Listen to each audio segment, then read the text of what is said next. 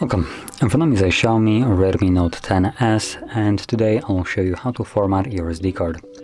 And to get started, you want to open up Settings.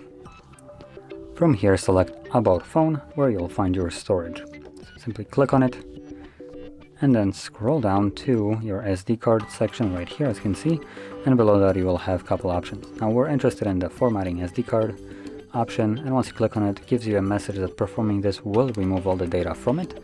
So if there is anything on it that you would like to keep, do back it up beforehand, otherwise you will lose it permanently. But assuming you have already done so, or you simply don't want to, click on Format SD card. So we'll begin the process, which takes only a couple of seconds. And once it's finished, the card will be ready to be used again as it is right now. So click on Done and you're done. And if you found this very helpful, don't forget to hit like, subscribe, and thanks for watching.